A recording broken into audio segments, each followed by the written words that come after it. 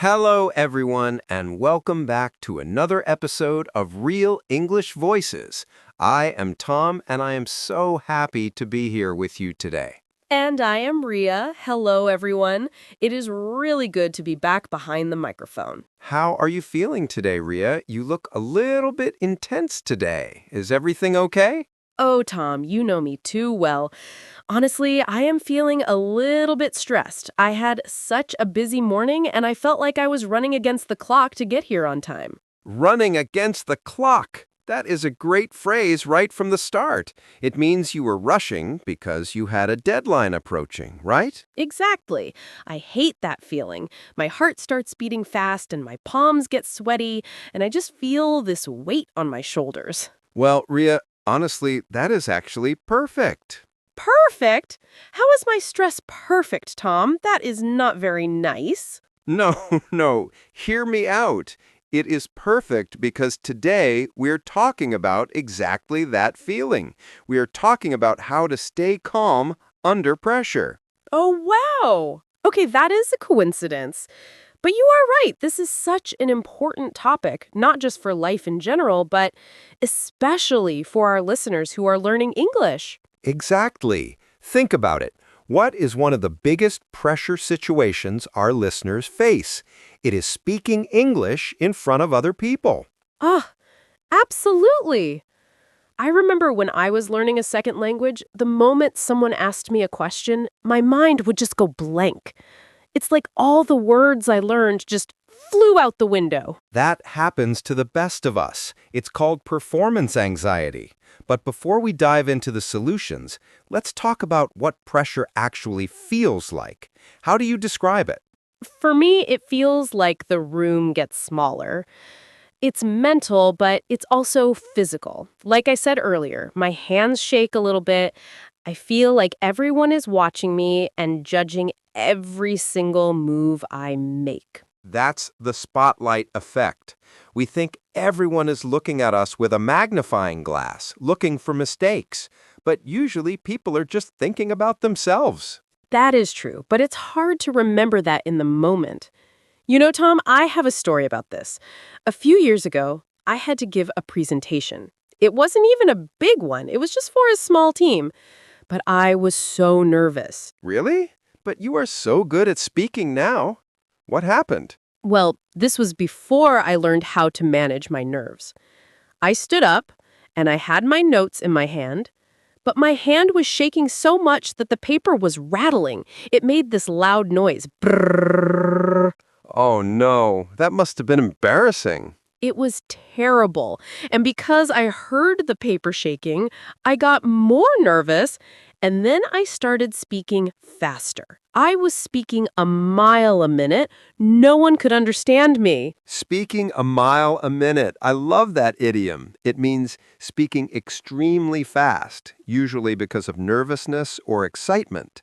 So, what did you do? Did you freeze? I almost did. But then I looked at my friend in the back of the room. She just smiled and took a deep breath. She mimicked taking a breath. And somehow that reminded me to breathe too. That is so powerful. It's amazing how something as simple as breathing can change everything.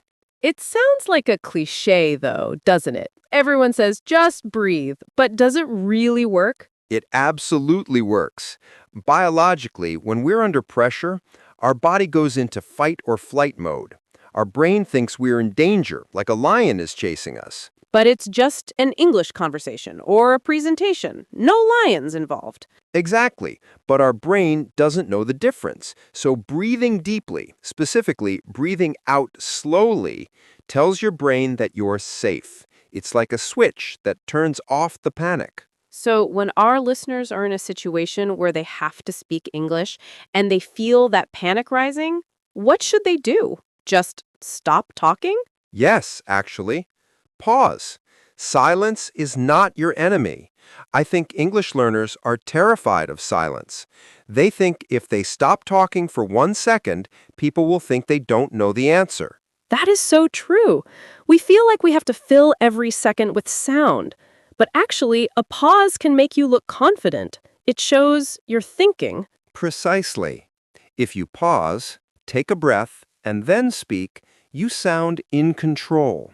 If you rush and stumble over your words, you sound frantic. You know, Tom, there is another phrase I want to talk about. Keep your cool. Yes, keep your cool. To stay calm and composed. How do you keep your cool when things go wrong? Well, I try to reframe the situation. This is a bit of a psychological trick. Instead of telling myself I am nervous, I tell myself I'm excited. Ooh, I have read about this. Anxiety and excitement are actually very similar feelings in the body, right? Yes, exactly. Both make your heart beat fast. Both give you that energy. The only difference is what your brain calls it. If you call it fear, you perform badly. If you call it excitement, you perform better. That is fascinating. So if a listener is about to have a job interview in English, instead of thinking, oh no, I am terrified, they should think, wow, I'm excited to show them what I can do. Yes, it takes practice, but it changes the energy. It shifts you from a victim of the situation to the owner of the situation. I like that, being the owner of the situation. You know, another thing that creates pressure is the expectation of perfection. Oh, perfectionism, the enemy of progress. We see this so much in language learning. People want to speak perfectly grammatically correct sentences every single time, and when they can't find the perfect word, they panic. I always tell people that connection is more important than perfection. If you make a grammar mistake, but you are smiling and you are trying to connect, the other person usually doesn't care. They really don't. Think about when you speak to someone learning your native language. If they make a mistake, do you judge them? Do you laugh at them? Never. I actually admire them. I think, wow, they're brave. Exactly. So why do we think people will judge us? It is all in our heads. We are our own harshest critics. Tom, let's talk about preparation because I think sometimes we feel pressure because we simply aren't prepared. That is a very practical point. If you have a big meeting or a test, you can't just rely on breathing. You need to do the work. Right. There is a quote I love. It says, failure to prepare is preparing to fail. Classic. So, for English learners, preparation might mean practicing the specific vocabulary for that topic, or doing a mock interview with a friend. Or even just talking to yourself in the mirror. I used to do that. I would have full conversations with myself in the shower. I still do that. It is the best place to practice. But preparation gives you a safety net. When you know you have practiced, you feel less pressure because you have muscle memory. Muscle memory for the tongue, I like that. But Tom, what about when something unexpected happens? You are prepared, you are breathing, but then someone asks a question you simply do not understand. That is a nightmare scenario. That is the moment of truth. That is where the pressure spikes. In that moment, you have two choices. You can panic and pretend you understood, which usually leads to an awkward answer. Oh, I have done that, nodding my head and saying yes when the answer should have been no. So embarrassing. We have all been there. Or you can choose the second option. You can be honest. You can say, I'm sorry, I didn't quite catch that. Could you rephrase it, please? That takes courage, though. Admitting you didn't understand feels like admitting defeat. But it isn't. It is actually a power move. It shows you are engaged and you want to understand correctly. It is respectful to the conversation. And guess what? It buys you time. That is true. While they're repeating the question, you have time to calm down and process. Tom, I want to ask you something personal. When was the last time you felt really under pressure and you lost your cool? Ah, you're turning the tables on me now. Okay, let me think. Actually, it was last week. I was driving and I got lost. My GPS stopped working. Oh, that is stressful, especially in heavy traffic. Yes, and I was late for a dinner. I felt that heat rising in my neck. I started yelling at the GPS like it could hear me. I think we are all guilty of yelling at technology. So, how did you get back to calm? I realized that being angry wasn't making the car go faster. It wasn't fixing the GPS. It was only making me miserable. So I actually pulled over. I stopped the car. You pulled over? Yes, I pulled into a gas station parking lot. I turned off the engine. I took 3 deep breaths. I fixed the GPS, and then I started again. I arrived 10 minutes late, but I arrived calm. That is such a great lesson. Sometimes you have to pull over. In a conversation, that might mean saying, "Give me a second to think." In life, it means taking a break. We're afraid to stop. We think we have to keep pushing. But stopping is sometimes the fastest way to move forward. That is profound, Ria. Stopping is the fastest way to move forward. I hope our listeners are writing that down. I hope so too. Learning to handle pressure is a skill. It's not something you're born with. You build it. Yes, it's like a muscle. The more you put yourself in uncomfortable situations and survive them, the stronger you get. That is why I always tell English learners to seek out discomfort. Go order that coffee in English. Make that phone call. It will be scary the first time, but the 10th time, it will be easy. It is exposure therapy. You expose yourself to the fear until the fear loses its power. Tom, do you think our modern life makes pressure worse with phones and social media and everything moving so fast? Without a doubt, we are constantly stimulated. We never disconnect.